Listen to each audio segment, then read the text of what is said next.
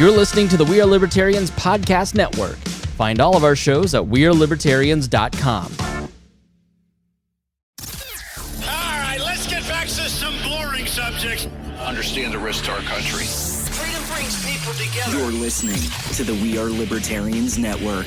Learn more at wearelibertarians.com.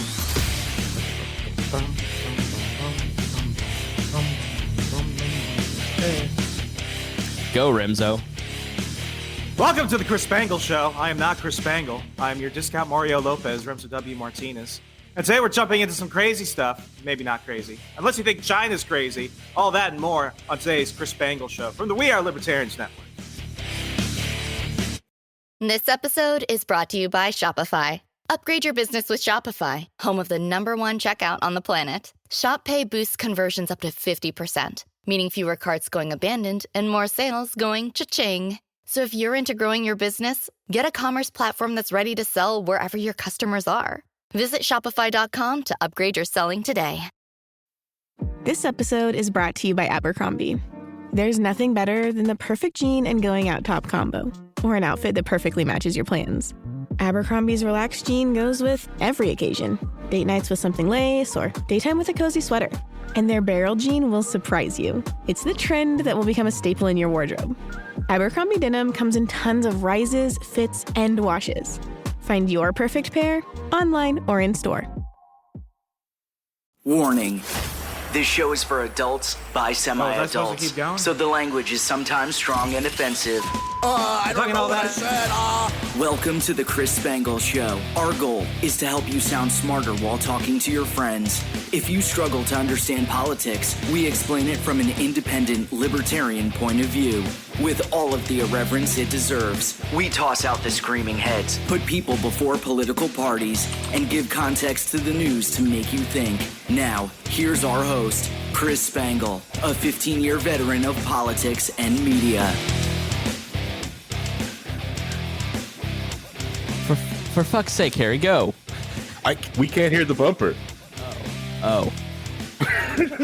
So, yeah, all right. So small technical difficulty when we try to see. This is why we can't really coo Chris off his own show, because a lot of times, like some of the tech stuff in the back end, that music crap that he does, that no one cares about, and none of us understand that well. So here we are. I'm like Mark Zuckerberg. I set it up to fail, so only I can fix it. So you guys, Oh shit, he lives. so you fucks can't get rid of me. I'm off this week. I was at Podcast Movement till last night, and I just couldn't prep for the show. So they prepped for the show. So, I will not be on this episode, but I am producing in the background, and I'm just very disappointed in each and every one of you. And I want to hear a public apology, starting with you, Harry, for all of these technical difficulties. I'd like to apologize for allowing Spangle to have administrative access to all technical things. That is my fault. I probably need to spend more time for Wall so I can kick him out so he doesn't have that much power. So to the fans out there, it is my fault. I'm sorry. So like I said, let me finish the introduction of the show. Hi, my name is Harry Price, here on the Chris Spangle Shows. Yes, Chris is not here because he spent all night getting better for us, so it can make everything better and make great connections. So, but joining us here on the show today as we talk about why China is, that butt munch over there in the corner and why communist regimes fail, we also got, I'm going to introduce by seniority, so I'm going to introduce Remso Martinez. Remso. Hello, it's great to be everyone's token discount Antonio Banderas, especially when we get to talk about China, because everyone knows I'm a China expert, but I am today. I like the term discount Antonio Banderas. I think if I see you on Discord, that what we're changing your name to is discount Antonio Banderas. Yeah, I feel like it's more me. Bargain brand Mario Lopez. I mean, he's already cheapened, so who cares? Oh man, so. Yeah, so are we bringing up the bargain brand? Let's bring up the person. Wow. Let's bring up from the thrift string bunch. You guys may have heard this voice before, but barely have seen his face from low key Wall. But bring out Vincent Cooper off the bench. Third string is an overstatement. I'm obviously the punter that had to play quarterback because everybody else got injured. Obviously. Kroger discount. No. That Safeway discount. Safeway. Safeway. Okay. You are so not. I'm here. It's more of, hey, we need you to do this show. It's like, okay, what is it about? I'll tell you at 10 o'clock the night before. Okay, I guess I'm here. Welcome to the Thunderdome. Okay, all right.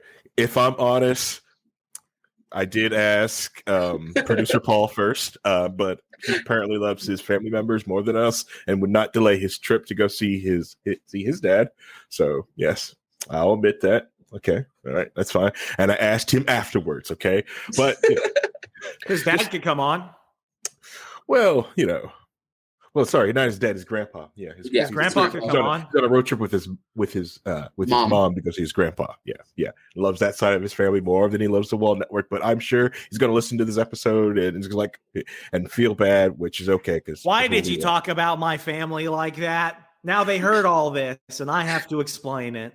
Yeah, it's okay. It's okay. We much love for producer Paul. I think producer Paul doesn't get much love, but he does get a lot of love, especially with low-key Wall fans. So. Renzo, that impression had too much joy in your voice. That was just too energetic. I'm sorry. Let me think of genocide and do it again. Why did you have to say that in front of my family? Yes. Better, yeah. Much better. Thank you. Yeah, that's the secondhand depression that you get from hanging out with Paul too much. Anyway, so like I said, welcome to the Christmas Spangle show, and I wanted to talk about why China is that butthole in the corner. I can rant and rave about, communist regimes in China, like why things fail over all the time, because it's a lot of the content that I consume. My rabbit hole on the internet, what I go into a lot of the times, it can be very specific. I get into these manic modes where I just pick something up, I will stick into it, my teeth will pull into it, and it's something I will just concentrate on and just read about and just study about. I think one time I got stuck on space HVAC. I don't understand why my brain does this type of thing. It just does. Do you guys do that things, or is that just me? Am I the weird? Oh, no. I do it all the time, but for less important stuff like pop culture and anime or video games. For me recently, it's been jumping into like pre-American civilizations in North America, because apparently there's this whole movement of history of like who was here before the Native Americans. And once you get into that, then you get into aliens by default, and then you're getting into supernatural cosmic entities. So by the end of it, I'm just watching X-Files. Oh man, I'm just sorry. I got distracted by looking at the Facebook comments. How dare they? Anyways, you want to believe? Do we want to believe? Sometimes I feel like like when all right. So quick tangent. I apologize. We're gonna do this real quick. It's Remso's fault, but then we'll just go back to the tangent. You're welcome, Paul. I think I'm with the conspiracy theory. Like this is like the space booties. Like Earth is the space booties. So when we see like UFOs and stuff like that, when they're quote unquote aliens that do come here, it's to hey, come look at these weirdos. They're burning oil they're burning life juice from their planet to heat their planets and stuff like that. Look at these human just buy another human's bathwater. Oh yeah. Earth is the zoo. It's the zoo. They're like, oh shit, they're gonna do another war. Oh man, I'm so excited. It's like, oh, they think they have the cure for cancer. Oh, that's adorable. They still have diseases. Are they trading paper for? Oh man, they're using paper for money. Look at that. That's so cute. Harry, on a serious note, vocal cords. Mm-hmm. Harry, on a serious note, if we were to make alien contact tomorrow, who do you think would get to represent Earth? The United States or China? Oof. Okay, so Joe Rogan. Hopefully it's Joe Rogan. Listen, guys, we're just a bunch of monkeys. We don't know any better. Let's just do shrooms together. So aliens. Have you tried DMT?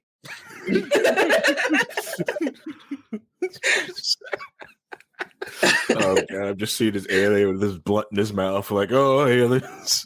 Anyways, yeah. Chris is somewhere. What have I done? What have I done? Who I've given the keys to the kingdom to? Anyway, so yes, yeah.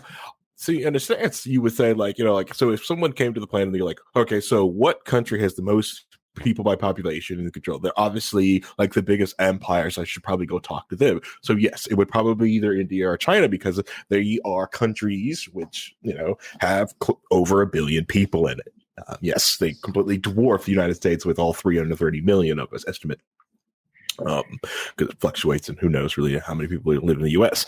So you got this massive, like this organization called the CCP, even though they want to call themselves the CPC, but that is the, plot trick here. If anyone really calls the Chinese Communist Party the CPC, they're a CCP shield. Don't you can listen to them, but understand with that grain of salt that they are a shield for the CCP. It's a all right. So one thing like communist regimes like to do is like to play with definitions of things, because if you can't define something and you're confused, good, you can't do anything about it because you're confused and you confused other people. So they are rebranding themselves. This is a rebranding effort that the CCP has done to because the whole world knows them as CCP. The CCP is like this the communist, the Chinese Communist Party. This is what everyone knows. And also to put the little tag out there is that throughout the show, we'll mess up and we'll say like China or this. When we say that, we're really talking about the Chinese Communist Party, the ruling party. The people of China are great people. They're an amazing people. If you meet someone of Chinese descent in the United States or anywhere else in the world, they're awesome, amazing people. They will help you out. They're great people. What we are discussing, what we are hating on, is the CCP, the Chinese Communist Party. That is the corruption. That is the pain point of the Communist Party in China. So, where did this all start? Where did this all begin? The Chinese Communist Party started with a lot of interaction with the other gigantic Soviet communist regime, was the from like the Soviet Union, and there was a small faction actually in China early on, in the 1920s in China, before they didn't really get that much power at the time. They were just a small political element, and how they gained power was when Japan's empire came through into China. When Japan took over China and most of Asia, but unless you had a good history teacher, you probably didn't know that, all this other things that happened in the Asian theater during World War II is that Japan. Well, here's what you learn about World War II in school. The Germans started to take over everybody, and America came in and won every battle every time, and it was entirely just us. Well, you're skipping over the most important part where Japan decided to show up and bring America into it, and that's the only other thing that you got wrong. Oh yeah, that everything else you just said correct, but you forgot the part where they're like, oh yeah, and then Japan caused America to jump involved. They messed around and found out what happened. There's a beautiful meme that I haven't seen in a couple years, but it's like these two little dioramas. It's like how how America sees World War II, and it's a big T-Rex fighting a bunch of little velociraptors. And then in the other one where it's like how World War II was actually fought, you see the T-Rex like in the far, far corner with a couple of little Japanese raptors. And then you see a whole army of raptors that say Russia attacking the one giant like Nazi T-Rex. And I'm like, wow, that's pretty accurate. Yeah. What do you mean? America did everything. It's not like they really didn't do much. Turn to the World War II show. Spangle's going to jump back in. We started talking too much about World War II. Here's where you went wrong. It's honestly like if you have to.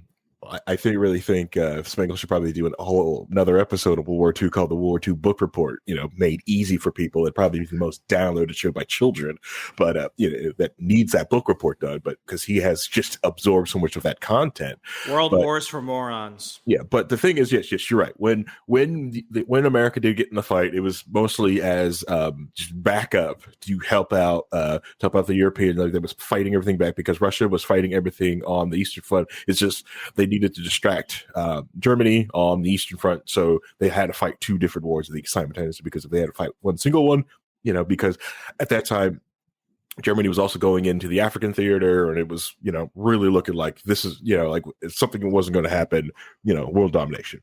But in the Asian, but in the Asian theater, this is when Japan like had that massive empire and was taking over like everything over the Asian theater. So they were moving into Vietnam, they were moving into Korea, the Koreas. Japan was taking over just about everything in the area. This is why a lot of also in China still, and certain not much Korea anymore, but a lot of people in that area still have a lot of Japanese hate. There's a lot of it, and it's going to be shown. I have jumped ahead, and I apologize. I don't mean to bury lead. I will follow and trace back. You see a lot of Japanese hatred in China, especially during the Olympics right now. Like you can watch it when someone from mainland China goes to, they play someone in Japan. They are taught as children to hate these people. And this isn't like, I'm not saying this is like, oh, you're just saying this is like, no, this is like Angelina Jolie looking at J-Lo right now, hatred. Yes. It's like, how dare you get off that. They all want Brad. Mm-hmm. Everybody wants Brad, it's okay.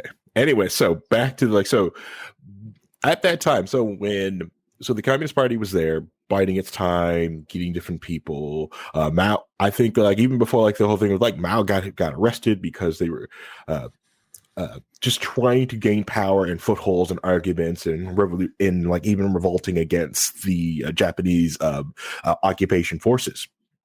So when the U.S.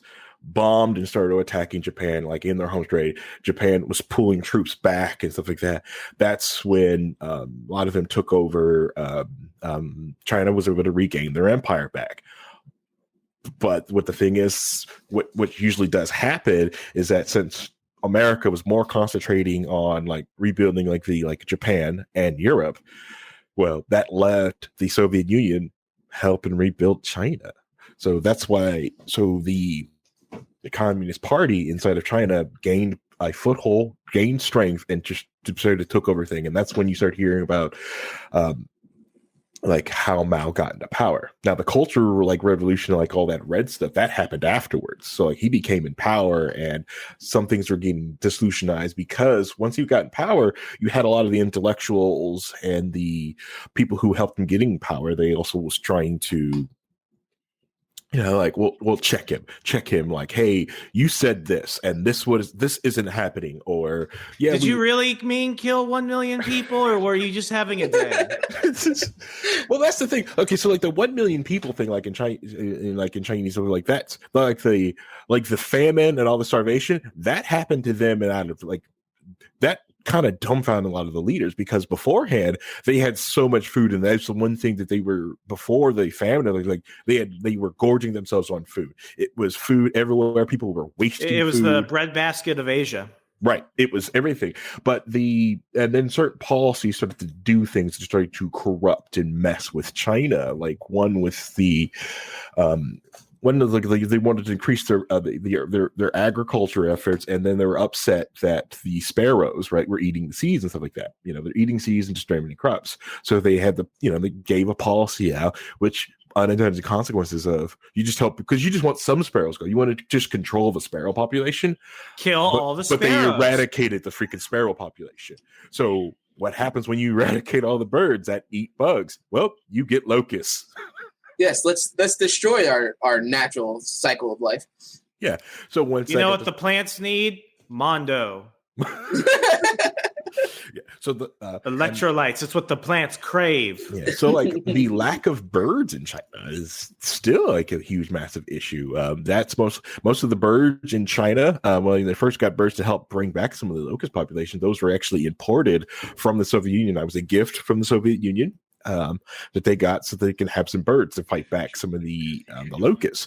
Then I think Laoway 86, famous YouTuber, he spent 15 years in China. Was talking about has the famous campaign going on as birds don't exist in China. Prove me wrong. Give me photos of birds in China because they're just aren't birds. And people were like, look, I have a photo of a bird. I found birds, but what they realized, these are domesticated pet birds. Yes, in China they have domesticated pet birds because people don't see birds all the time. You get to come see birds, feed birds, but only feed birds from their people. So you can feed birds from them with their approved food because they don't want anyone like attracting and taking their birds. This is like, and a lot of people are like, oh, it's because they ate the birds. No, there are no birds. Just, they'd eat them if they, if people needed food, but like that's not they've been gone and are gone.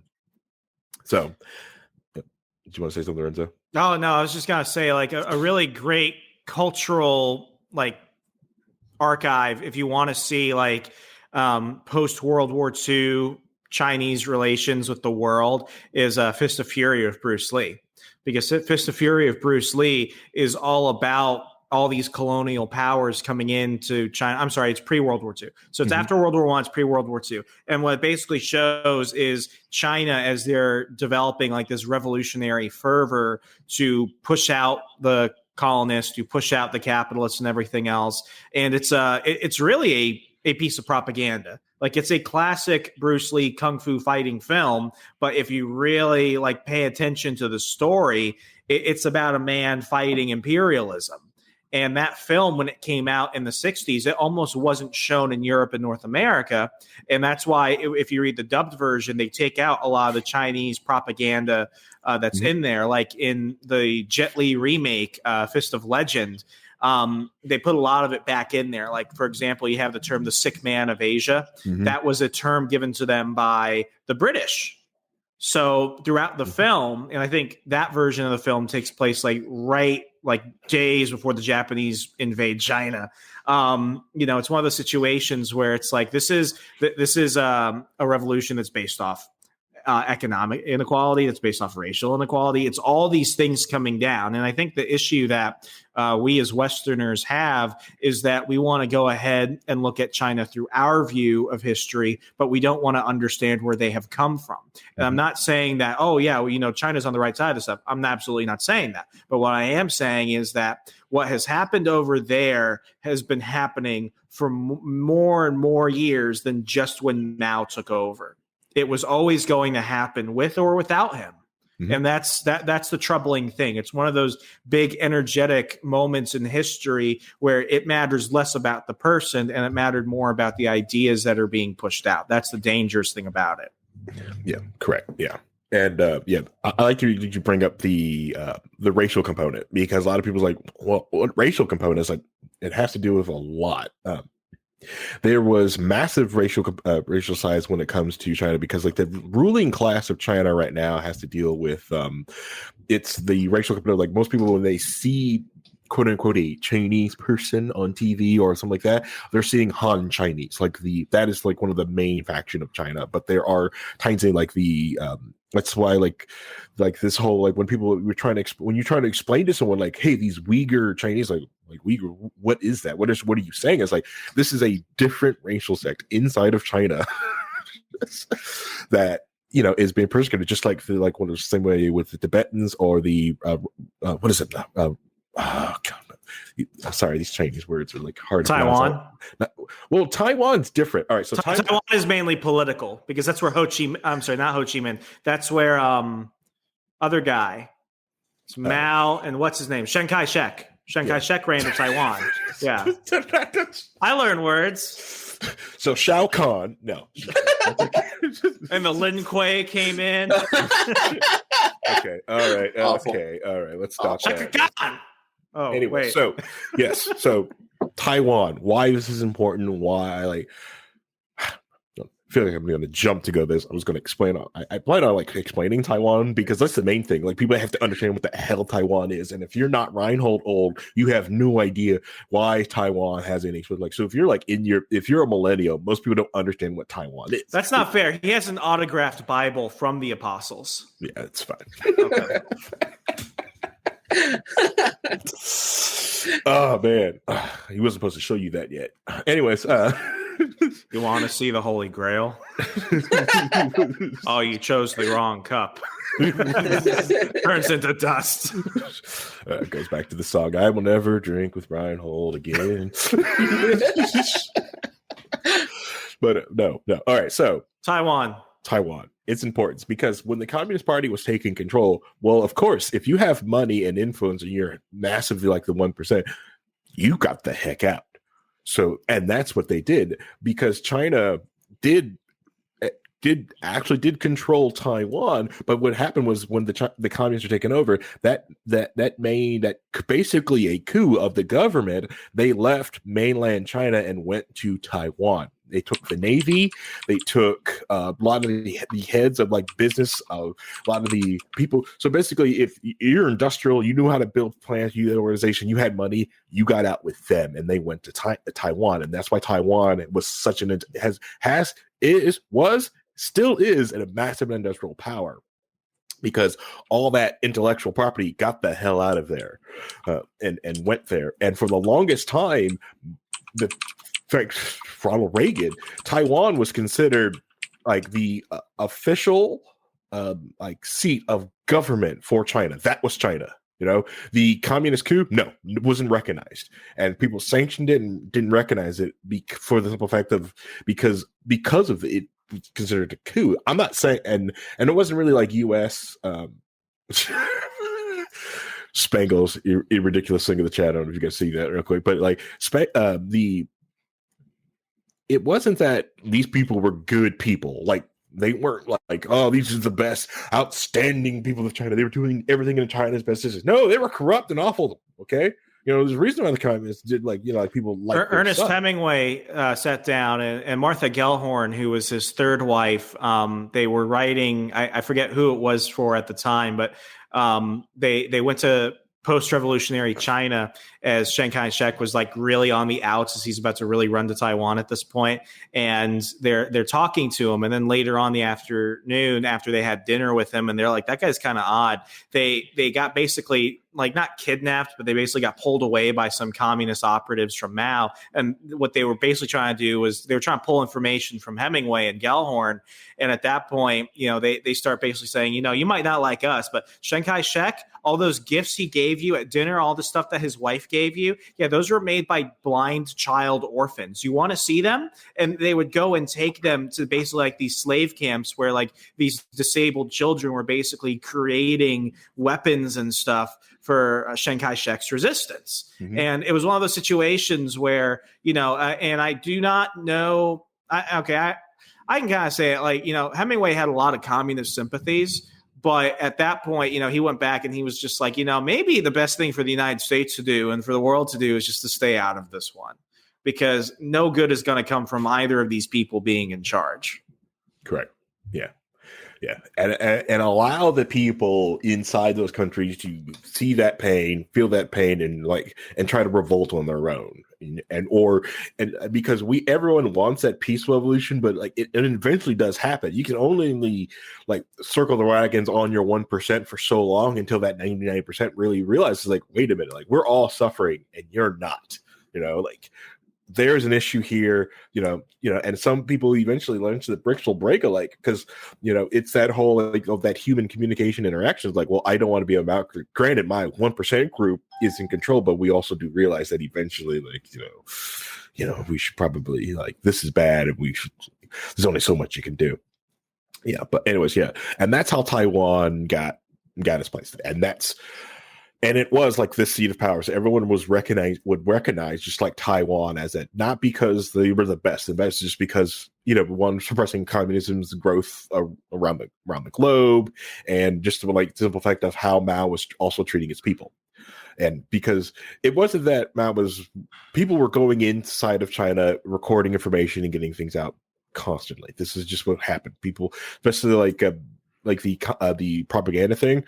The U.S. was in there also to pull out, because one was like, look, this is what communism does. So they were the anti-communism propaganda. It was there too, and heavily on, because if you look at a lot of the stuff like Bruce Lee films, I will tell you that like it almost feels like it wasn't because it's like that double-edged sword is like they didn't really want to show a lot of Bruce Lee films here in the United States early on. Was it one because it was a, you know, Chinese man as the main lead of a show? Could Western audience really like this, or is it because most of his movies were so laden with Chinese propaganda that they didn't want to really release it here in the U.S.?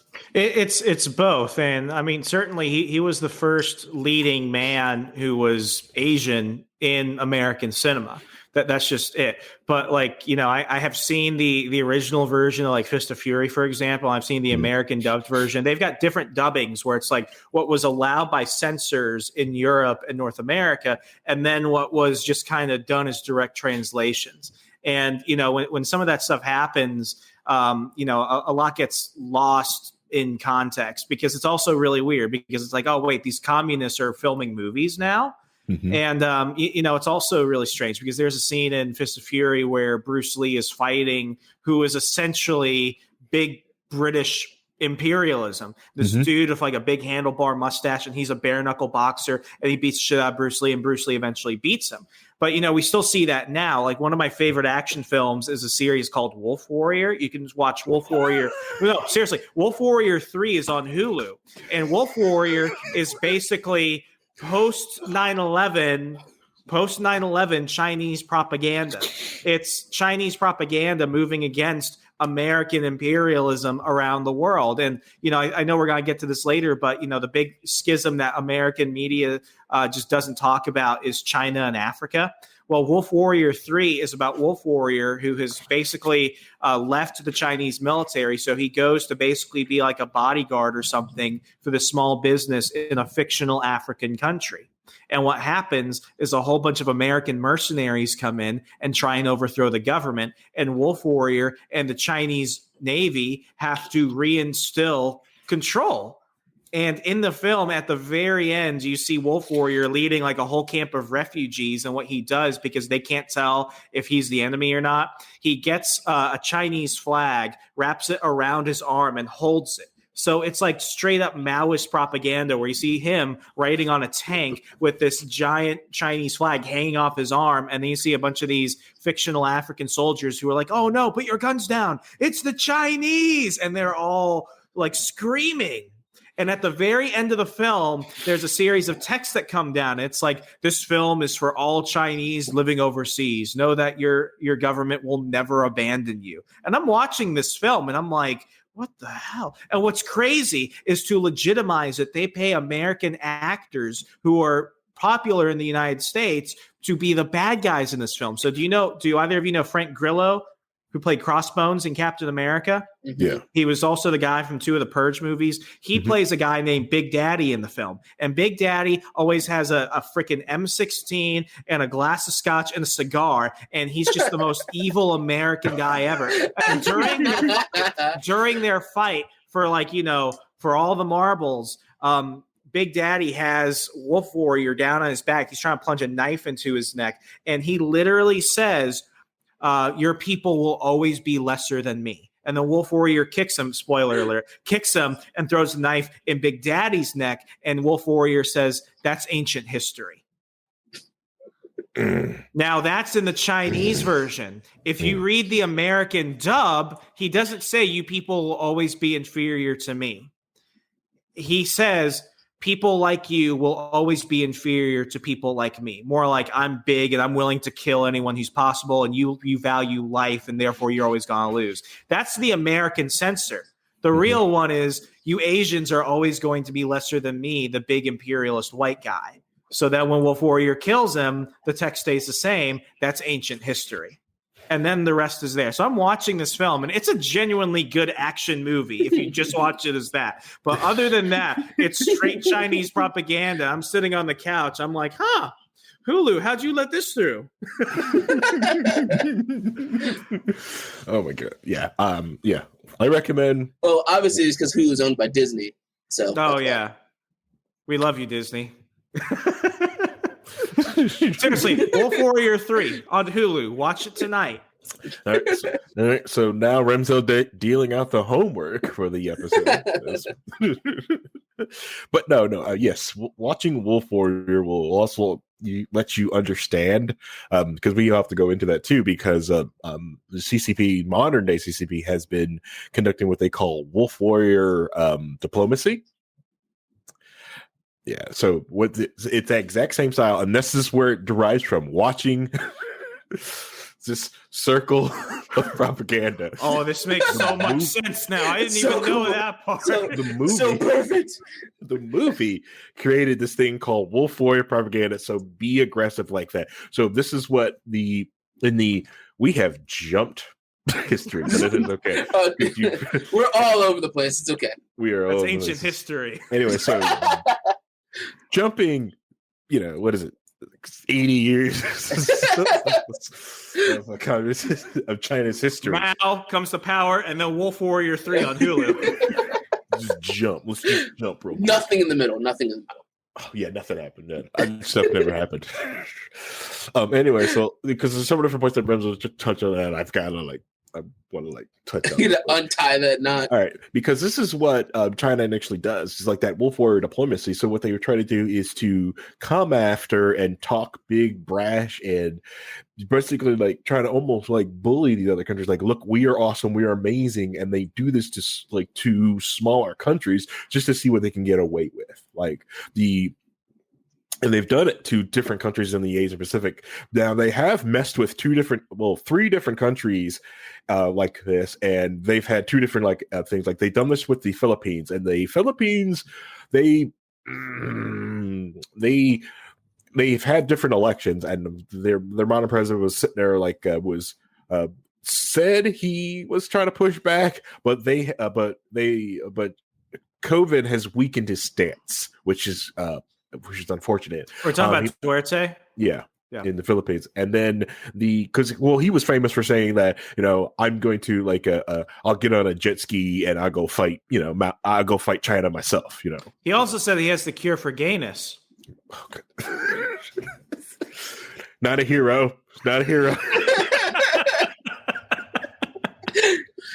I'm just describing any heroes. His words. Well, that's an interesting superpower. I didn't know that was a thing. It was a disease. Right? I didn't know there was a cure for it. Man, I don't know if I want less. I can go for more. Anyway, so the Philippines, and then what are the other two? So did he take the jet ski over? No, he did not take the jet ski over. The other countries that he messed with was India. So India and China, with this wolf warrior diplomacy, has not worked out well for China because India, all right, has fought back, and they have gotten to actual because China was trying to do this thing where we'll just slowly move the border and take more and more over India, up in the mountains, and India had nothing to do with that. They said no. The border's over there, back the hell up. And you can, which is 2 years ago, you can watch them, there's videos of India pushing these people back, and they actually got into a combat, a small little skirmish where India had reported obviously 50 people injured and I think five or six deaths, right, or something like that, and then China reported 0. And it wasn't even that long ago, because if you remember, you and I did a low-key wall about half of this stuff. Right, yeah. Not even a year ago, and half of it was it was the first time they were shooting at the border in 10 years or something like that. Mm-hmm. Yep. And they just they're yep, 0. We had 0, and everyone's just we're bigger than the India. That's why they got hurt and had to post of these things. It's come on, you guys were shooting at everyone, and you had 0 injuries, right, 0 casualties. That's more of that propaganda because they can't take an L because they're trying to tell people we're bigger, badder, and stronger than everyone else, just like the Floods. They can't take an L. Then the other sent Wolf Warrior. Yeah. Well, yeah, that propaganda with Wolf Warrior, you could sit there and rip a Japanese person in two with your bare hands. That Wolf Warrior propaganda movies have gotten huge in China. But the other country, but India is also because I was going to call them the Soviet Union. I forgot I was messing around with history there. Russia, seeing this, doesn't really want China also to be the major player in the Asian Pacific. Nobody wants that. Not even Russia. Russia sells MiGs and tanks and weaponry to India, and it kind of angered China. Well, why are you selling them weapons? Why? I sell you weapons, and it's just flat out I sell you weapons, I'll sell them weapons. Yeah, so I have a treaty with you, sure, but are you at war with them? No. So you're not officially at war? No. Cool. I will keep sending them weapons then. Meanwhile, China sells MiGs and other things to Pakistan. Right. Well, yeah, because it's that whole thing. If no one has an advantage, war won't get started, and that's the main reason. You see these small skirmishes because no country has a clear advantage over any other currently right now, because like everyone was like, well, China has a land advantage, yes, but moving that many troops is very, very difficult in the way that satellites, and they don't really have the GPS. A lot of people rely on U.S. GPS satellites, and that's why China's space program has been very patient, like wanting to do their own space program to put their own GPS satellites out there, for the simple fact of everyone relies on the U.S. and like European like GPS satellites. This is what everyone uses. So you're moving that many troops and using GPS. Well, you're using our satellites. And the other issue is that if they want to start a full-fledged war, they're going to be fighting on all fronts, because they're not just messing with India. They're also messing with Japan, who have gotten to this point where they're just like mess around and find out what happens. They're also getting Australia pissed off, who is like their main trade partners, and Australia is getting to this point where their prime minister is like, I don't care what China has to say. And I don't care if they want our help or anything. If they don't stop with this bull, I don't care about them anymore. Right. Oh, especially post-COVID. Like I lived in Queensland for 2 years, like right after 9/11 from 2003, 2005. And I always saw the Australians, they're not pacifists, but they're largely pacifistic in their foreign policy, except when you look at like the invasion of East Timor, because they thought they were going to take over the Western territories. Then they get there, they're like, oh shit, we started a war. And now it's like, look what you've done to us economically. Look what you've done to us in terms of the international influence space and everything else. It's like, this is unforgivable. So me watching this from a lot of my Australian friends who I can pick up on the news from, it's one of those moments where I'm like, well, I certainly didn't see this coming. Yeah. I mean, you poke a bear enough, then the bear will attack you eventually. Yeah, now they're like, fuck around and find out, mate. Yeah, and that's the bear that they keep poking is Japan. See, Japan, they keep poking Japan and pushing Japan back and going into Japanese waters. It's just, since World War II, and then the Japanese Constitution is they can't have an offensive like military. They don't have one. They have a defensive one. They have a defense, so they can, if they're attacked or like that. And China keeps poking them indirectly and directly. One, by pushing their fishing territories into Japan and encroaching on their fishing territories. They like to build these things, these artificial islands. You can look this up. These artificial islands, where they build these artificial islands and then claim ownership of the artificial islands. And with international law, you own 200 miles out of your territory island. And that's why that's what's so important. Like, they're like, well, you can't really build military bases on this. No, you can't, but you own the water 200 miles outside of an island. So you build an island, you unearth land, right? And you claim it because it's new land. You get 200, so you can park your warship and everything like that, because it becomes your water. You can do whatever you want to it. So China hasn't really parked, like they had like small warships out there, but only after they put their fishing vessels. So when Japan's like defense fleet was like, hey, you're not supposed to be this far in, because they do it anyways. Anyway, so they have been poking Japan, and Japan's actually almost at the breaking point. Their former prime minister had to step down because he was sick of cancer, and they had basically had the new chosen prime minister. He even came in like, hey, like if China keeps messing with us, we're going to change our constitution and get an offensive military. Right. Which China was just holding warships just right outside of Japanese waters for like, I think it was like 200 days in a row. Mm-hmm. They just sat there doing nothing. They just were just trying to flex and so, yeah, we got this. What are you going to do about it? And Japan is like, do you really want to know what we're going to do about this? Like, we've just been making anime and manga, but if you want us to, we will go back to our old ways. I remember in 2015 when one of their first sand islands really became visible to U.S. satellites. You had a Navy carrier send some jets out to basically surveil it, and they got contacted by some Chinese warships. And it was like a South Park episode. They're screaming, "It's like, this is China! Go away!" And it's just like, yeah, this is international water. You can't be here. And they're like, this is ours now. Go away! And it's just like, oh shit, like. Mm-hmm. This is bad. That was one of those moments where I'm like, who's going to shoot first? Right.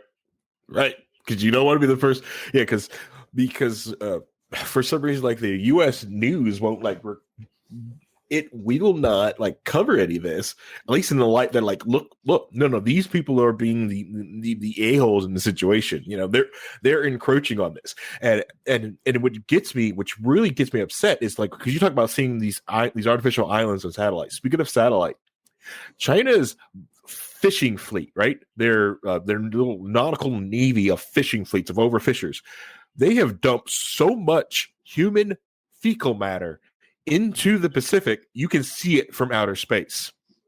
Yes. I'm not joking. It's disgusting. It's awful. It's disgusting.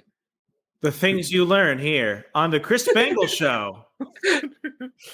It is this thing, and it's not like it's the ocean. No other place does this. No. Most people take it back with them and dump it at a port. You know, they take on dark water and they dump their dock water off. Okay, maybe they think it's going to be like the BP oil spill where all the oil just disappears. Oh, yeah. Or all they have to do is apologize and it'll be fine. Yeah. Could you imagine, like, it's so radioactive and full of just unknown shit, it creates like Shitzilla or something? Oh God, I do not want to see that. Oh, that's the terrible kaiju monster. It's the ooze. Nobody wants that kaiju. But like, and they're all right. So like, all right, like, just jumping over the place, and I blame Remso. Wolf Warrior. Blame Remso for this.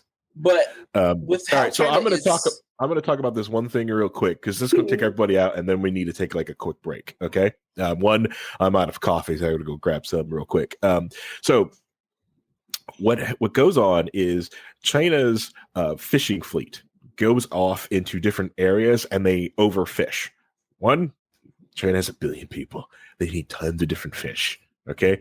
And people, they're people who have money and they want food. And there's tons of them. And since it's more of a communist culture, they mismanage resources. So a lot of it gets wasted as well. So they're constantly overfishing. So most of the fish outside in China's fishing waters where they are legally allowed to fish, they've overfished. There are no fish. They're basically almost dead zones. So that forces them to go out fishing further. And now you're saying like, well, the ocean's huge. Yes, but they encroach into all those different Asian Pacific islands out there. They have gone even by everyone's beloved Galapagos Islands and fished there. So everyone's like, not the turtles. Yeah. So your famed Galapagos, like, we're going to leave this alone. And most of the world have decided, like, we are going to protect the Galapagos. China says, F that, we're fishing there. We're going to eat those good things. Okay. So so even if you love communism, well, if you do, they're going to eat them damn turtles. Okay. All right, it's going to be awful. And this wolf warrior tactic, they do that to they go into African countries, bully them, right? And because their fishing vessels, right, they have CCP members on their fishing vessels, so they're not technically military ships, but technically military ships. So you can't fire upon them or anything like that because you're firing upon the Chinese government.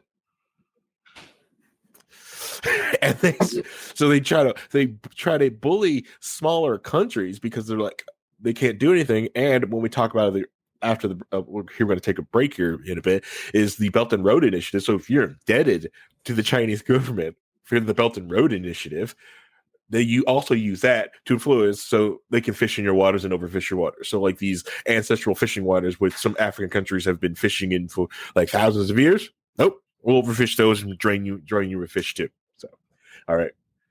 Let's go ahead and take a quick break. All right. I don't know if producer, we don't have producer Paul, so producer Spangle, we don't hear the bumper, so I don't know if you're hitting the break or not.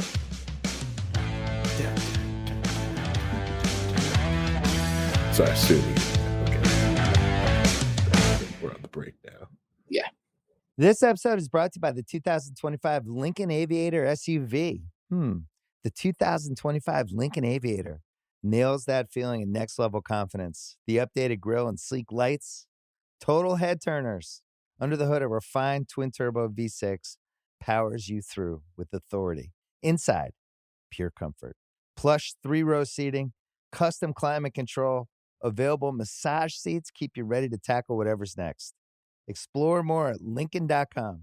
Some models, trims, and features may not be available or may be subject to change. Check with your local retailer for current information. Lincoln and Aviator are trademarks of Ford or its affiliates. Chronic migraine, 15 or more headache days a month, each lasting 4 hours or more, can make me feel like a spectator in my own life. Botox, onabotulinum toxin A, prevents headaches in adults with chronic migraine. It's not for those with 14 or fewer headache days a month. It's the #1 prescribed branded chronic migraine preventive treatment. Prescription Botox is injected by your doctor. Effects of Botox may spread hours to weeks after injection, causing serious symptoms. Alert your doctor right away, as difficulty swallowing, speaking, breathing, eye problems, or muscle weakness can be signs of a life-threatening condition. Patients with these conditions before injection are at highest risk. Side effects may include allergic reactions, neck and injection site pain, fatigue, and headache. Allergic reactions can include rash, welts, asthma symptoms, and dizziness. Don't receive Botox if there's a skin infection. Tell your doctor your medical history, muscle or nerve conditions, including ALS, Lou Gehrig's disease, myasthenia gravis, or Lambert-Eaton syndrome, and medications, including botulinum toxins, as these may increase the risk of serious side effects. Why wait? Ask your doctor, visit BotoxChronicMigraine.com, or call 1-800-44-BOTOX to learn more. Hey guys, have you heard of Goldbelly? It's this amazing site where they ship the most iconic famous foods from restaurants across the country, anywhere, nationwide. I've never found a more perfect gift than food.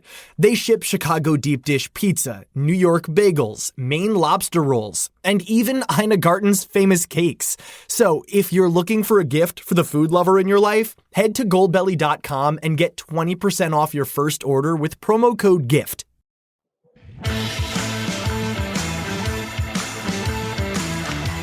All right, so we're back. All right, so I went to go get more coffee, but this is the worst thing about cohabitation and marriage is they may drink all your coffee and eat all your bacon.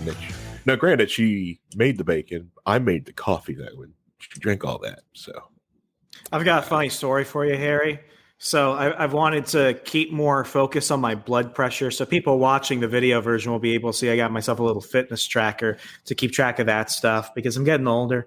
Mm-hmm. And what I noticed was when I got the instructions, they most of these things come from China. We know it. But I think when I got this fitness tracker for $23 on Amazon, because I really didn't want to pay for like a real one, I noticed that like it was all like very broken English. So I'm like, wow, this is a little bit like, embarrassing for the most part. Then I downloaded the app. It's called the Run M Fitness app. And I'm like, what's the M for? The M is nowhere in any of the branding. Like, it doesn't make sense. Then I go onto the app, and usually it'll ask you what language do you want, and then you click English, obviously, if you're speaking English. Well, when I go on the app, like you have everything in English, and then underneath it, it's all Chinese.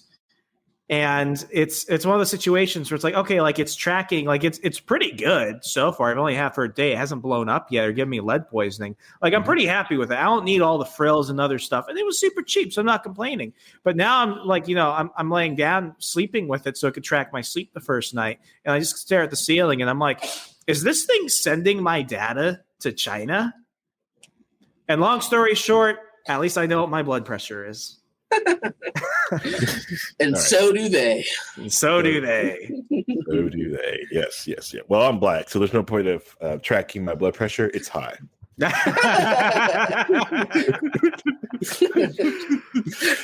they're just like, So like, do you want your blood pressure, or I can just write black person and we can skip that step. I'm like, yeah, just write black person. It's okay. I'm mixed race. They just roll a D20, and if it's odds, it's high. If it's evens, it's low. Yeah. Which all right. So like, I really do need to like watch my blood pressure more often. I do like. Would you like the link to the Chinese fitness app? God no. No. This is. It was only $23, Harry. It was only $23. This is a Samsung household. Okay. Let me download it on my Huawei app. My Huawei phone. Oh man. Straight from Alibaba. Rest in peace, Jack Ma, wherever you are. I hope you're doing okay. Rest in power, King. Oh God, damn. Is he alive? Do we know where he is? He has like made like a small appearance, but nothing like. All right, that's another topic. That's another Asian guy. I've seen that. That's another dude, and they're like, "You are Jack Ma now. Speak finance." Let me tell you how to be a millionaire overnight. No, that's not the same one. You're racist if you say it's not the same one. I'm like, no, that's literally not him. You can't just bring another short Asian guy here and expect me to think it's Jack Ma because he gives sound financial knowledge. It's not the same. Yeah, I don't trust most Chinese financial knowledge because most of the time when they get rich, they just own esports teams. Well, like, all of the League of Legends esports teams are owned by the millionaires in China, and the only reason they do that because they don't have anything better to do with their money.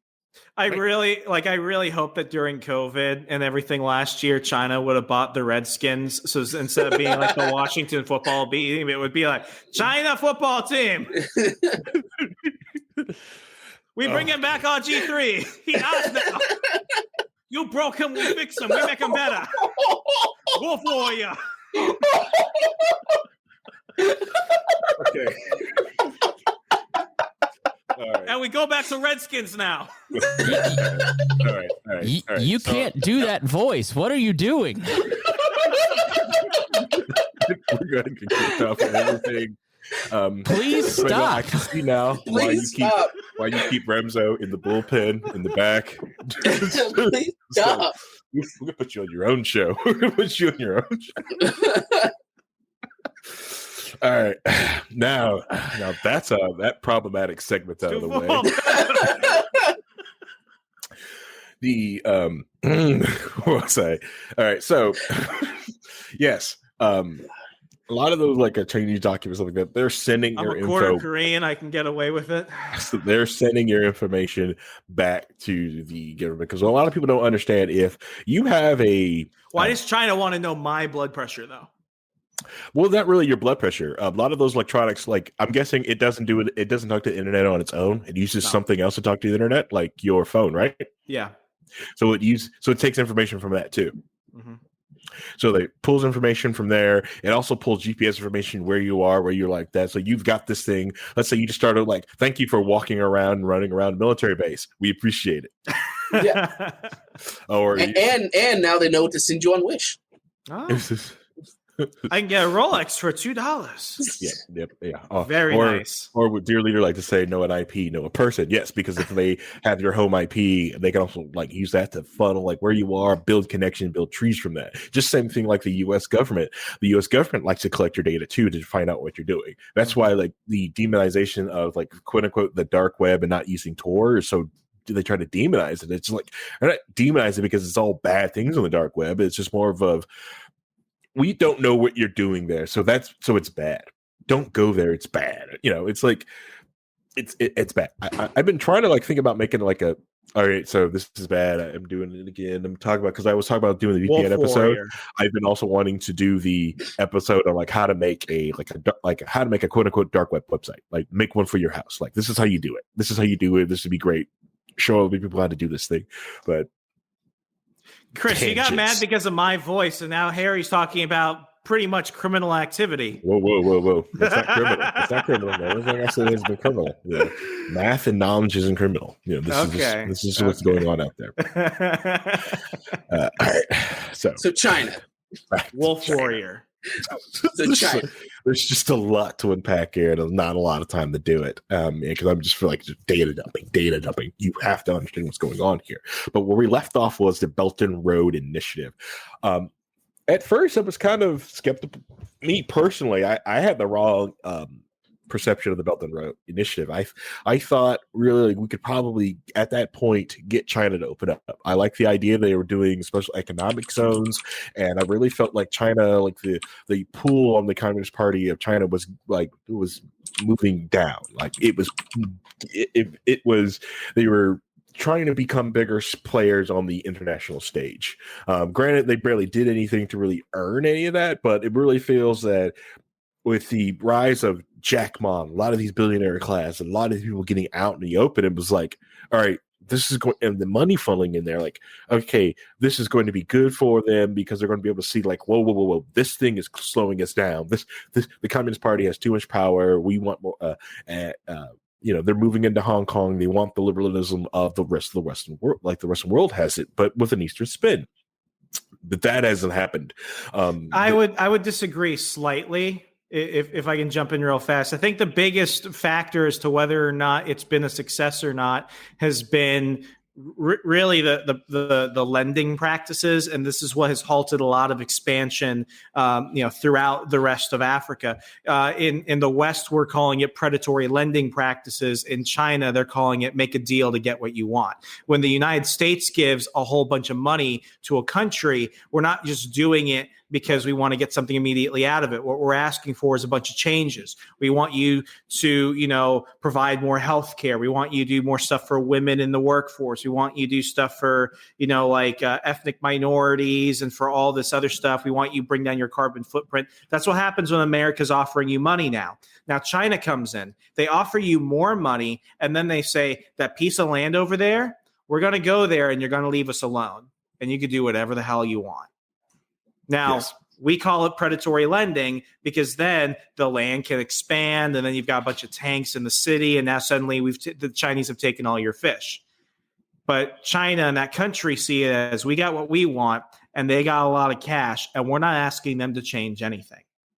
Where's it predatory? I'm not saying it's not ethical, but how is it predatory?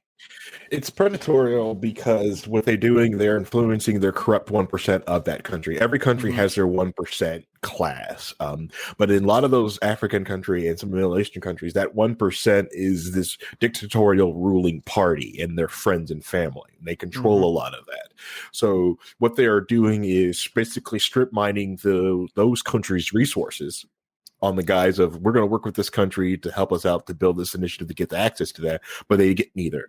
The Chinese government gets the ability to go there, mine for resources, extract resources, and build their massive highway segment to connect it to China, and it's just more of a scene as just these little connecting pods. And if the government really doesn't pay back in time, or they can't afford their interest payments, well, they continuously keep extracting more and more things from that country. And they don't even get jobs from this country. So they actually make the country even more poor because they take over these massive swaths of land and they actually put barbed wire fences up in some cases. And it's basically people who are they're Chinese people pass as barbed wire fence. They're doing all the construction. It's basically a big piece of hunk of your country has turned into China, and you were sold out by your ruling class. That's the funny thing about going back to Wolf Warrior 3. When you see the Chinese expatriates out in this fictional African country, they're not running 7-Elevens and dry cleaners. It's this entire area is just Chinese, middle working class business leaders who are employing all these poor fictional Africans who would have never had anything otherwise. And then when you have this giant Chinese carrier at their port, what are they doing? They're only bringing in humanitarian supplies. They're only building schools and bridges. Now, what's crazy is I don't know if it was in Djibouti or somewhere else, but this one country in North Africa, they wanted China to actually build them a bridge. China built them this giant interstate highway in a year. And it is phenomenal when you look at how big it is and what it's done for them. So China will do that, but then it's how were they able to make it so fast? We look at that here in the United States. It's well, did the contractors and the subcontractors to get paid? Did they take land? Did they take land? Did they do everything environmentally friendly? China's you want the bridge? When do you want it by? Okay, here's your bridge. Don't ask questions. Yeah, don't ask questions. So there's a big cost benefit to the situation. So that's why when they say predatory lending, it's if you know what you're getting out of it, and if you know what the cost of the deal is, that's your fault. That's not predatory. It's predatorial on the aspect of the other working class people in that country has no say in that thing. Yes, you're well, they can vote. A lot of those countries, voting does nothing. It can get you killed. It's voting in North Korea. Kim Jong-un gets 100% of the vote every time. Well, 99.9%. 99.9. Yeah, some people. He voted for his opponent just to make his opponent feel better. Yeah, that person gets executed. But thank you for competing. Now die. Oh, goddamn it! Stop. It has to be 99% because he has to show how humble he is by saying that he didn't get 100% of the votes. Yeah, there's choice. Totally. But yeah, those people, and that's predatory on that aspect because it's basically their ruling class selling them out and moving out But who are we to offer money at the same time and then demand so many changes? Because what we're doing is, not we, the U.S., what they're trying to do, they believe to do, is that if they give up this much cash, that those people will take that money and then try to do better inside of that country to help people out. It's the idea of trying to get it done without doing conflict, to make someone's life easier and better without the all like blood and guts and like the shooting and the rampant, to get them to peacefully evolve into something better. It's not predatory because like they can choose to stay as is or they can take this thing. It's more of like incentivizing.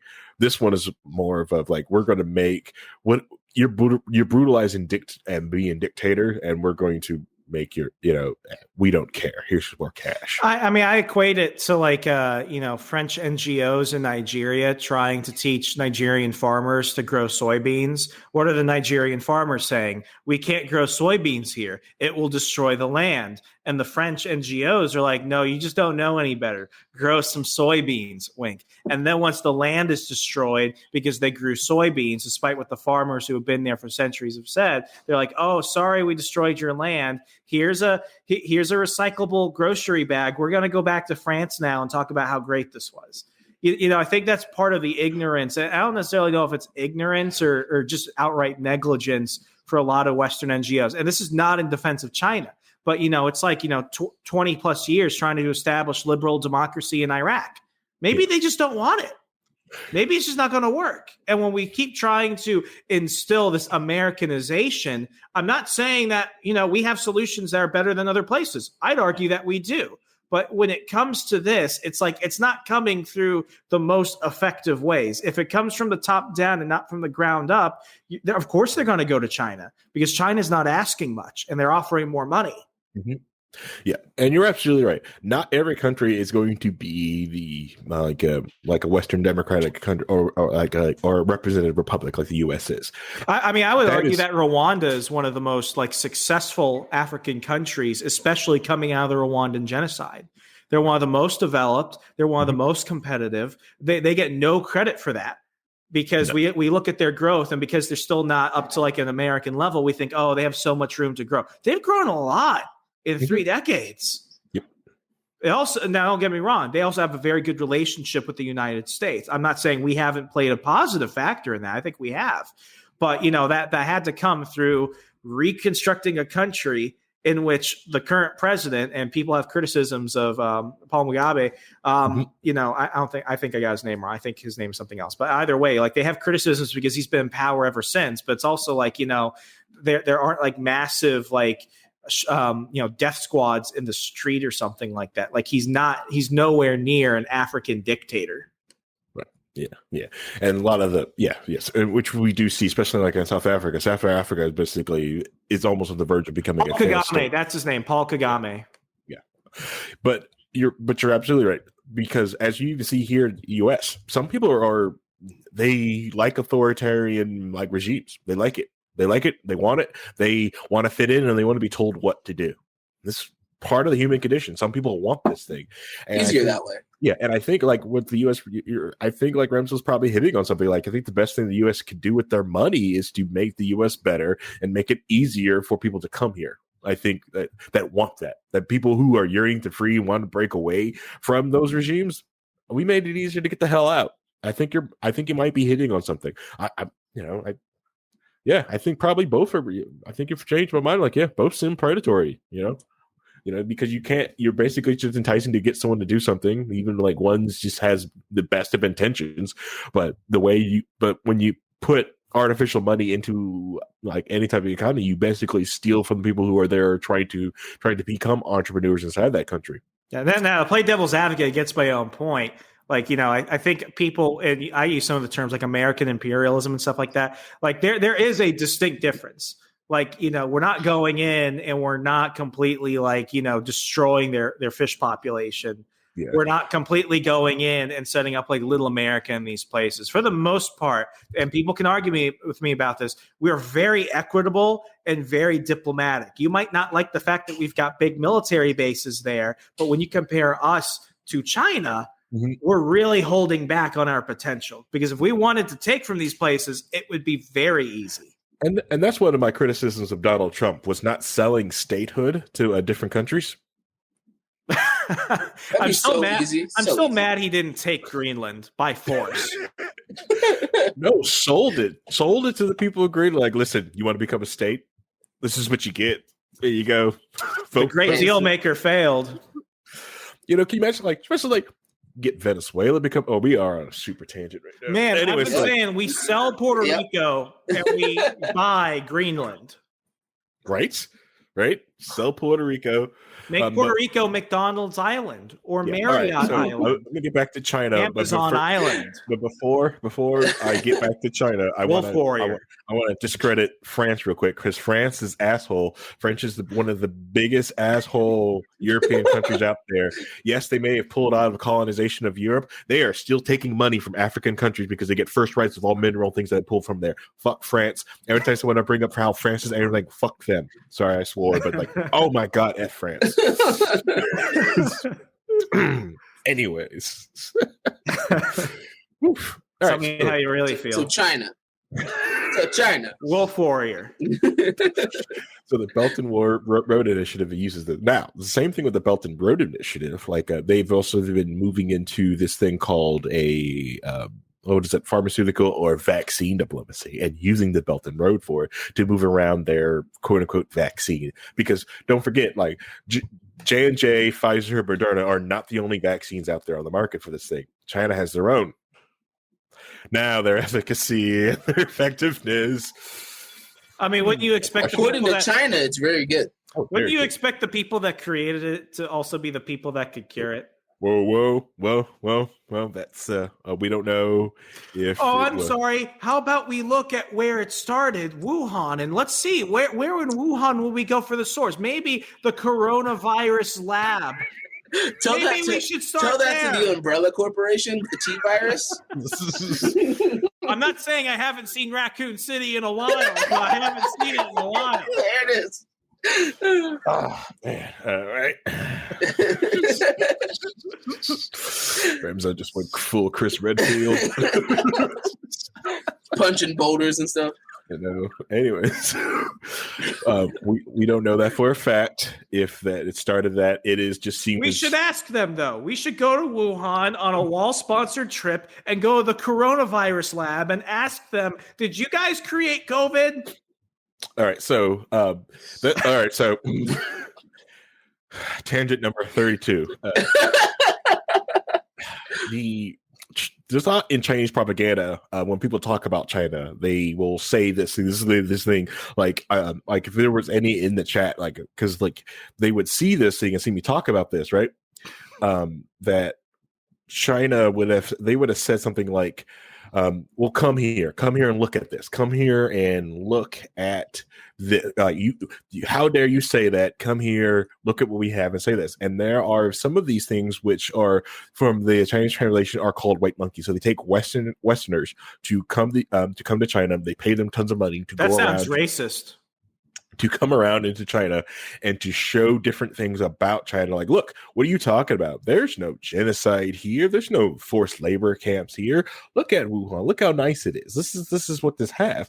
But what they do is they personally caretake them over to like certain areas, and they're all there at the exact same time. So if you watch their videos of these people, these shills, these GCP shills on YouTube, you watch, they're all around the same time. They're all the exact same people. This is all of a staged act, a play put on. So people who are casually observing of all this are like, oh, there is no genocide. No, Wuhan. Yeah, they do that. The Center of Virology. This place is doing fine. They're not doing anything bad there. It's that show, that play they put on. It's just like that. That's the criticism. Come here, show like which most Americans like. Fine, I'll go there. I'll bring my cameras. And when some Americans do that, they try to get there and showcase things. They get their cameras destroyed, they get deported, or they get disappeared. There are people who went to China because they said, "Come here, look at this," or have been disappeared. I've seen them ever since. Right. ADV China's podcast, when they went there to their the tour of northern China, they're missing 2 people. They have not seen. They have no idea where they are. They haven't seen them. Did they go looking for Jack Ma? Jack Ma. So this guy that we keep Remso keeps bringing up, putting things on different tangents, and Dear Leader had just said that we have moved into 2015 wall standards. Thank you, thank you. All right, so Jack Ma, people's like, where I've heard this name before. Who are this person? The Jack Ma is the Jeff Bezos of China. Basically, he helped build the site called Alibaba, which basically is just a clone of Amazon, but in China called Alibaba. It helps you serve like a lot of different things. If you find something cheap on Amazon, it's like $5, but it looks identically to like 10 different items on on Amazon or this other product. It is because Alibaba, you can buy different things. So like, let's say like your mouse, like my little Razer mouse that I have here, right?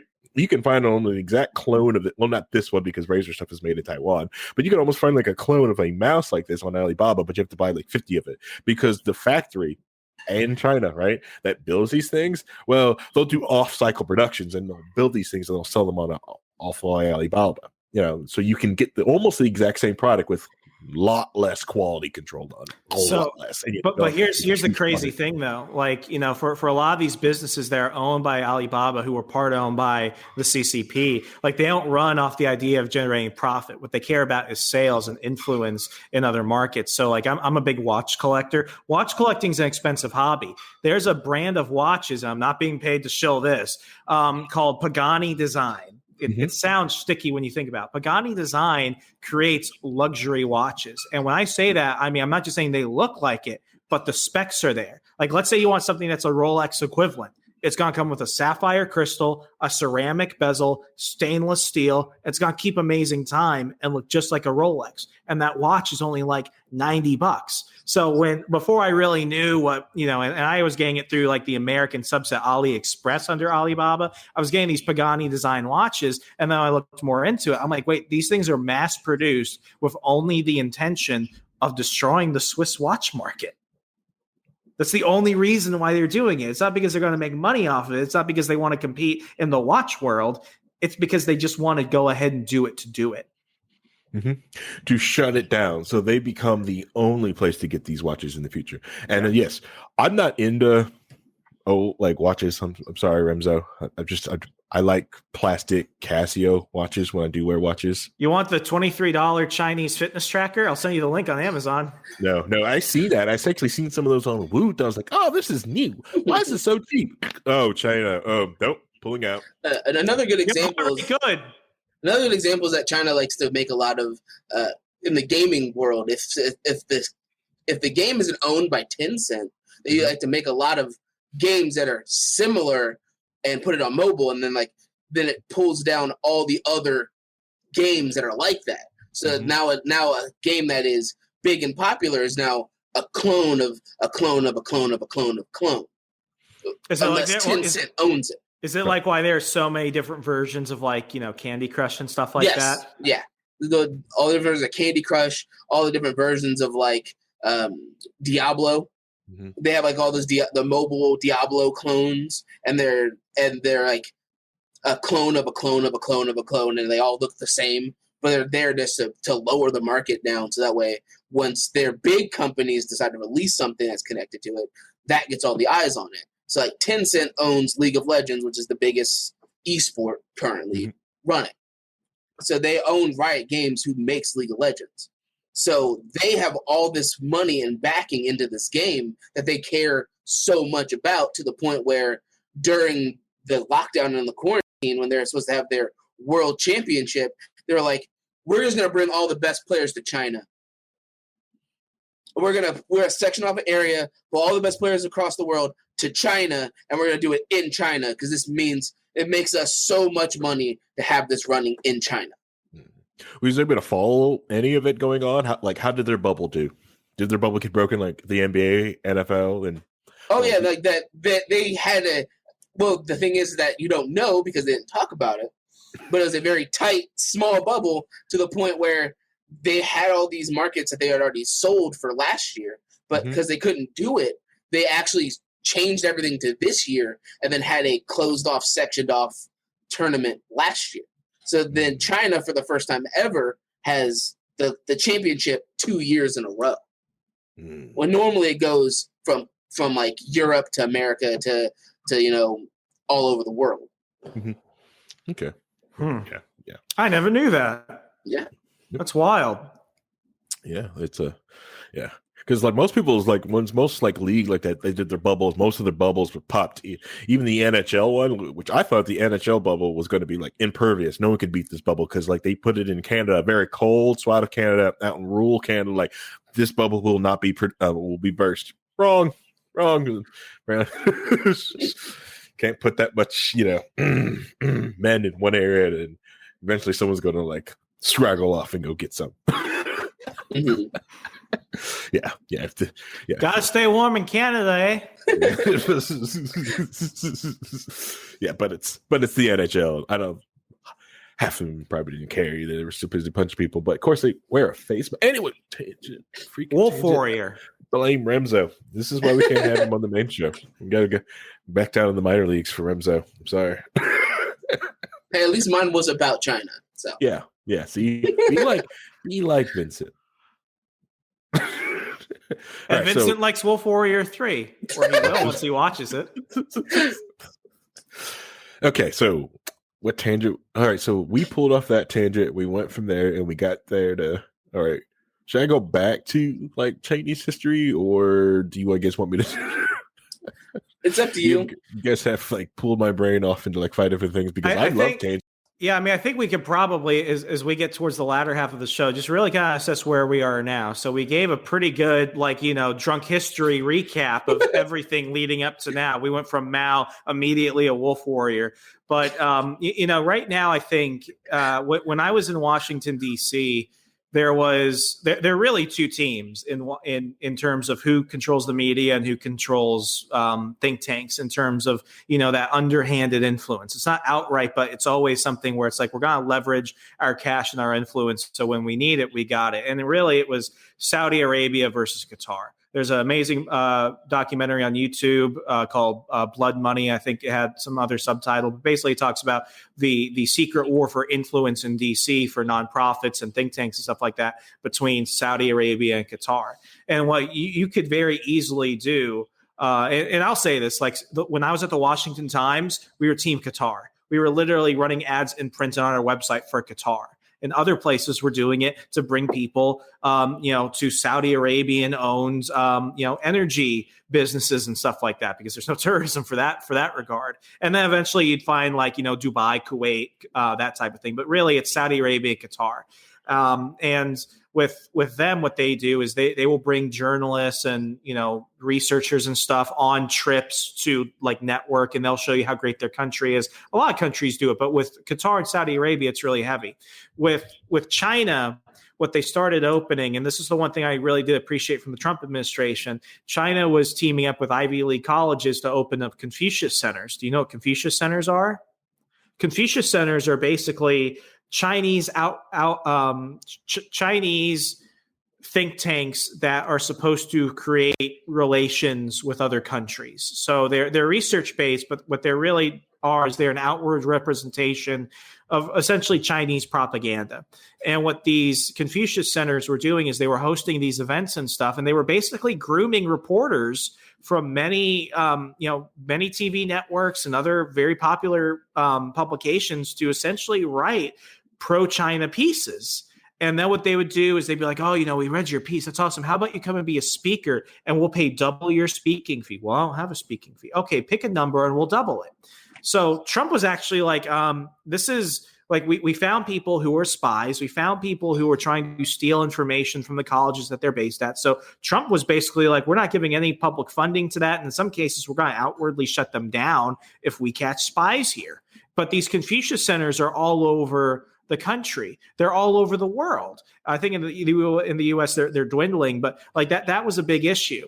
And I mean, I've read some of the stuff that they were putting out there. At one point, they were holding a seminar that was streamed online regarding what truth is in an era of fake news. So what they're doing is they're taking something that's relevant to us, and then they're throwing the Chinese spin on there. And what they basically said was, it's not unethical if a news organization publishes a story that is factually wrong, but it leads to better results in the long term for greater society.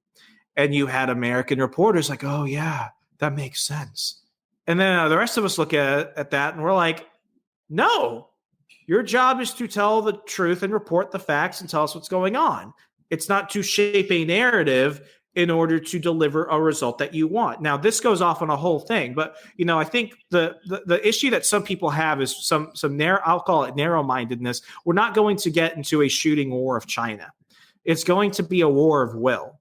And because of how our government is set up, where every 2 years we change who's in charge of multiple branches, and every 4 years we change who our president is, we go through a lot of that uncertainty. And to a large degree, that's what makes a lot of countries scared of us, because of that uncertainty, because they don't know who's going to be in charge. Like to go from Obama to Trump to then back to Biden. I mean, who could have really predicted that? But with China, because they don't have that, and because they have such an ironclad control of their government and their country, they can play a long game. Mm-hmm. And they will, when it comes to a test of wills, theirs in terms of just a long-term plan and the means to achieve that is something that is going to be a constant challenge for us as we really decide whether or not we're going to continue to be a global influence. All right. See, like Wolf Warrior. I used to be in that whole camp on like China's like has all this long game thinking. This is like long game thinking. Up until like I look into it from a different aspect of it.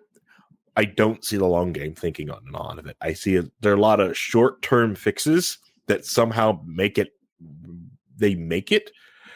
but they're all short-term fixes. There's a huge amount of corruption inside of there. So and I think everyone's long-term fix to most of them is to get the money that they're making and get the heck out of China. And that's what you see a lot of their 1%ers are doing. That's why like the whole buy Tencent and buying property and stuff like that, they're getting the heck out. A lot of Chinese millionaires and like their millionaire class have bought property in the US and other countries so they can get citizenship and get some of their family and that cash out of there. Because while it's still, and they're still in China, that money can be zapped at any time by the CCP if they say anything like that. Jack Ma was taken down, disappeared. This is a billionaire. They're Jeff Bezos. They're Elon Musk. This is like Elon Musk or Jeff Bezos coming out, or Bill Gates, even saying you know what, I'm discrediting the president, and then they're disappearing. Like a lot of people like to say the U.S. government was fascist, they can do these different things, but they wouldn't touch a millionaire.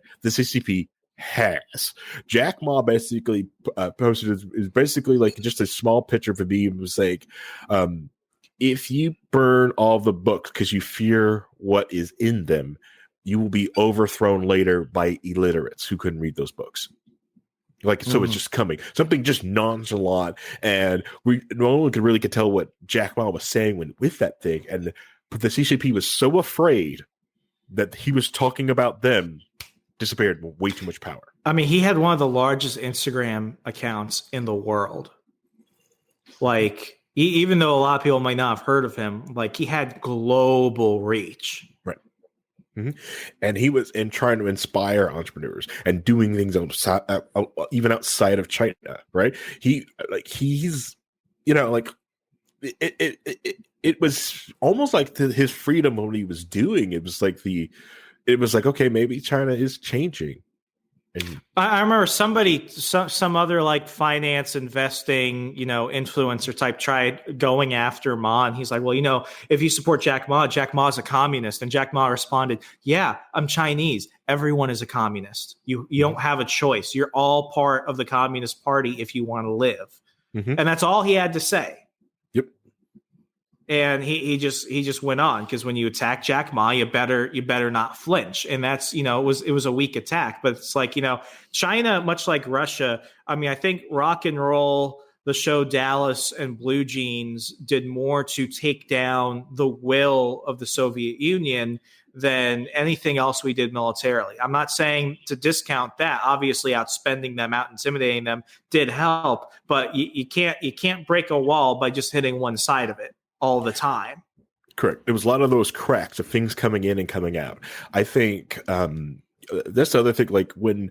That's why the CCP does heavily controls the internet and internet access inside of China, and that's why so they can't access this. So no one in China can see Facebook, YouTube. They don't have access to the thing. So when you see someone inside of China and they have access to these Western social media sites or our sites like this, that is either there's only two different ways that they have access, right? Maybe a third unknown magic way, but the one is they work for the CCP, and that's their job to be out there and out speaking about it. This is what they are doing. They work for the government of China, and this is what they're doing. Second, they have money. They have the knowledge to get past those filters and censors. So there are some people out there, like Naomi, Real Sexy Cyborg. She just has the knowledge to get past all of it, and she's very protective of herself because she understands that she gets too big, or they find out where exactly she is, they'll zap her right out, or just pull, or she instantly becomes a shell. There are people out there that are like that. It's. So when you see them up there, oh, China's like that. No, that's a state-run actor, and it's astonishing. Because you watch on YouTube and Twitter, that none of them will get that tag. They'll never get that tag. This is a series was kind of like Russia Today or NP or not NPR, but the BBC. None of them are well, this is a state-run outfit. Nope, they won't put it there. But it should be there because of how the Chinese government does that. Because I bring that up to talk about, because some people would say well, how come the people in China don't rise up and overthrow their government because they hate it so much? If the floods are so terrible inside of China and destroying their crops, there are no food, the buildings are crumbling, everything is bad. Why don't they do this? Well, it's because of this. They can't talk to each other.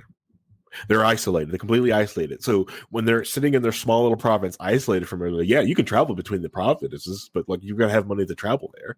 But they have no way to communicate. There's no phones.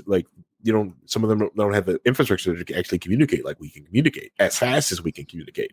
So it's going to happen very slowly because there are small protests inside of China about what the CCP has done. It's building up over time. The CCP, this in the last year, wanted to change different schools because there are different ways inside of China because they value this education in college, just like here in the U.S., higher than they do blue collar work. But since China, most of their economy and everything is built on this industrial, we can build it. We are the manufacturer of the world. They need more people to do this. So they've been trying to flip that back, this shorthanded, but they've been building up college because they want to have more college grads to show off to the rest of the world. So they're in this weird influx. And what they were trying to do is mess with this college just to show all these people is okay, you went from being degrees, but we're going to give more blue collar workers there. So we're basically devaluing your degree to build up these blue collar workers. And they had protests, massive protests. You cannot do this. We poured all this money into this, and and they really couldn't find police that will actually go in there to settle this protest out. They actually had to go outside that province, grab some people, and bring them in. I think the future is China in a large part. And when I say that, I'm not saying the CCP. I'm not even saying that's going to be something that results directly from the action of the Chinese government. I think largely what we're going to see is a rise in Chinese expatriates overseas that have a large access to capital, as well as good relationships with the West, as well as with the CCP. And they're going to basically be the unintended leaders of where China goes internationally, because it's why China, for the most part, is largely capitalistic in a broad sense to that degree. And they know that, with the world changing, China has never been so fixed to orthodoxy that they're not willing to change what they believe in order to justify the actions they take. Now, at the same time, we're also dealing with the government that said, okay, Christians, here's your new Bible. And it was a Bible that was censored and re-edited to fit that of CCP ideology. Let's be serious. They're still not the best people that you want to be friends with at the end of the day. But, I think as we go into a more global world, a post-COVID world, a world where really there is no more starving artist because there's such a demand for creative skills and soft skills online. I think if you want to understand where the world is going, Americans have to look at Africa, because what's going on between this tug of war between the U.S. and I'll still include NATO allies to a degree, between the U.S. and NATO allies and China, what's going to really tell are the people that go in and make a success of it and bring a positive impact to the countries that they're bringing, not because of support from China or because of support from the United States, but in spite of it. Mm-hmm. And, I think, it takes a million cracks to take down a big wall. I think it's going to have to happen that way. And that's not me being, overly optimistic either. I think things are going to get really shifty and complicated and challenging in a way. But if human history has shown us anything, it's that all empires either have to adapt or change. And China understands. I mean, Trump labeled them currency manipulators. They understand that at some point, even they can't keep printing and inflating and artificially, doing, we complain about it here in the U.S. It's like, well, we artificially inflate our economy too. You compare us to China, it's nothing. But that's why they're moving to a digital yuan. Or however you properly pronounce their currency, a digital yuan. Like they're gonna make that change, not because of this strive for innovation. It's gonna come out of an act of desperation and survival. Correct. Yeah, because they have manipulated their currency to that much, and if they build it on the blockchain, they build on that hype that on blockchain technology, people will buy into that and probably try to use that, but it's just. But I don't know. Yeah, I think you're right. I think you're right. With it's just going to be the showdown, and this is what's got me a little bit worried about going into the future. I like doing future speculation because I always get scared. The great empires are probably going to start coming back. So when China took over Hong Kong again, and India going back and fighting China again, I'm like, man, what if Japanese Empire came back and the British Empire? Now that UK is not part of the EU, what if Britain said, screw it, we're the empire again. We're going to go back after. We're going to get India again. They're messing up with COVID. Let's take that back over. Let's take Hong Kong back over. I think that's got a point of diminishing returns, though, because now we live in a world where land is not the most valued thing, and now it's access. Mm-hmm. That's why I think the space race is going to turn into a space war. China has developed a spacecraft that's basically like a satellite battering ram. Mm-hmm. And it's once you start doing that, I hope to God they never do it, because you get into a space where you start taking out the satellites, we're not going to be able to do the Saturday show. It's going to be really difficult.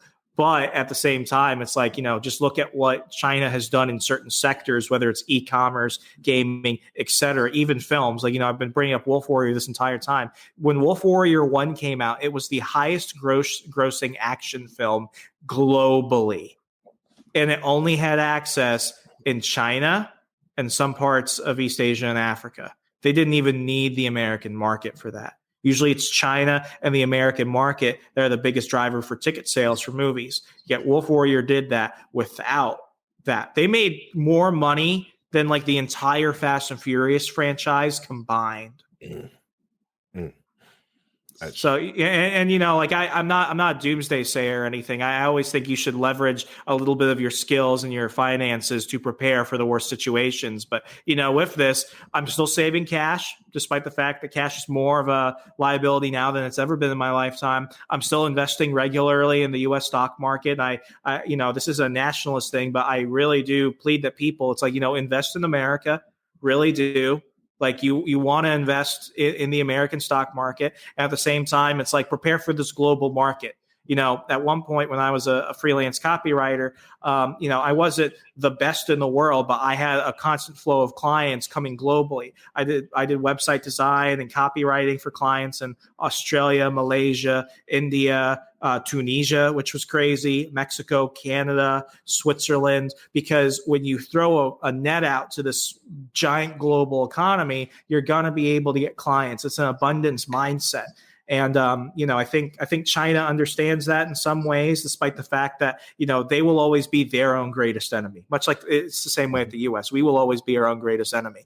But, the future is more dangerous. The future is more complicated, but I don't think it's going to lead to, the Armageddon that we're predicting within our lifetimes. I think things will get harder.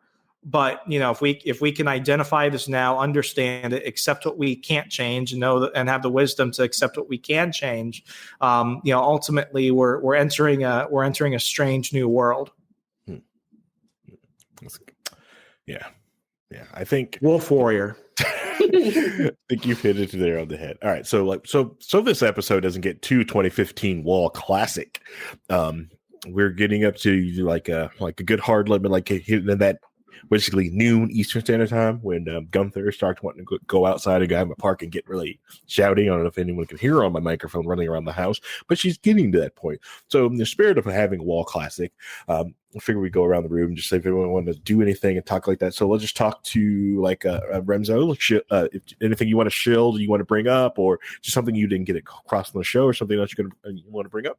No, I think I brought up everything. I got to talk about Wolf Warrior, Fist of Fury, and so much in this episode. It's a dream come true. I've got John Lee Dumas on the run on Monday. It's going to be a great show talking about, stop using the fact that you might be an introvert as an excuse. What is imposter syndrome? How do you deal with people who are trying to up you in a negotiation or argument? So we're going to be talking to him, all that and more on the run this week. Oof, imposter syndrome. Hope no one has that. Anyways, all right, Vincent, do you want to bring up anything? Just that I come from a world that I'm really not super into other things most of you guys talked about, but I'm more into like the gaming and all that kind of stuff. So it's interesting to see how China is able to wield their power the CCP is able to wield their power so quickly and efficiently. Where earlier this week they decided that video games was a spiritual drug for children, and that they should limit how much time they're allowed to interact with video games. So they basically made it so that way children can only play video games for an hour on every weekday, and limited to a hard limit of an hour, and it immediately started tanking 10-cent stock. Wow. And then after 10-cent stock started to go down, they immediately doubled back. And it's like, well, it's not that big of an issue. And the 10-cent stock went back to where it was. Let's go to the yeah, so it's one of those things. It's like when you have this corporation that's 10-cent, because 10-cent owns a lot of stuff in the gaming world. Yes. Because they own all of the Epic games. So like Epic, all of Fortnite. All that Fortnite stuff, they own like the whole League of Legends. They have their hands in Ubisoft and a couple other places. They own a lot of the gaming market. And if the people that are supposed to back them go, oh yeah, that thing you guys do that make us all this money are bad for our people, and they immediately start nuking their own prices, that's kind of scary. And how quickly they were able to, that switch was able to hit, where they, as soon as they said that limit the children, they immediately limited the children. Yeah, I think Remso also hit it on the head. Like, they are their own worst enemy, and yeah, it's more like get out of the way, let them shoot themselves in the foot, and that's oh man. So thanks for everyone coming here on this recap of Wall Classic. This is how so all of you new listeners who would probably wonder, like, what the heck is this show? Why does this show seem off the rails from every other show? Like, it's I think dearly to the best of the chat, private chat here, like, this is getting Wall Classic. This is how like the show used to be. I don't know if anyone likes this type of format. I know I do. This is what format that got me on the show. It doesn't mean like the new format is bad or better. It's just different. I like this one. I like this. We got to talk about Wolf Warrior 3, Harry. Yeah, I like this type of conversation and and talking about different movies and like that and going off in tangents. This is the type of stuff I like to do. This is why so if I ever get not the time, but when I start doing my own podcast, if you enjoy this format, please listen to that. I don't know what I'll do with it or what other name it have, but it's my style. I like this type of open conversation talking. This is how I'm able to do 4-hour shows, because I just like having conversations. It turns into a massive 4-hour long block of combo. The thing I do want people to look at to concern themselves is one, protect yourself online. Be careful out there. There's a lot of bad actors out there. And by bad actors, I'm not talking about some evil Chinese or Russian hackers out there. I mean, people out there trying to shill you for products that you do not need. Or I know my blood pressure now. Or goofy things you do not need. Remember out there, while you're stuck at home, you're getting all this money, buy things and invest into yourself. So understand that when you go to buy something, are you actually going to use this thing? Do you need this thing? Do you really need this thing? Let it sit in your cart for a while. Think about this thing. Do you need it now? And also, look for it off of Amazon Prime or somewhere connected to Amazon. Try to shop outside of everything else. Also, Alibaba. Yeah, which is my favorite thing to do is I've got this extension that what it does is simply takes the price of the item I want to buy and produces it to my hourly wage. So I instantly know how many hours of my day I have to work to earn this item. And then it instantly will change whether you really need that thing. So if you want a 72-inch TV, but you put it in and you realize you have to work for 3 whole freaking days for this 4K 70-inch TV, do you really want it? No. But there's some things that'll put it in place. Do you want $1,000 chair for your desk so you can sit on it? Well, depending on how many hours I sit here, heck yeah, I do. Especially now that I'm working from home, heck yeah, I want this thing. But get a good chair. Don't get a crappy gaming chair from Alibaba, which has been just spray painted and repainted. Don't buy that. That's junk. Anyways, thanks for tuning in and listening to this episode of the Chris Spangle Show. You could have been listening to anything else in the world, but you decided to listen to this podcast, and for that, I thank you. So, dearly, I don't know if Dearly is looking to turn this thing off and try to get rid of us for once, but thank you for everyone, and have a good day.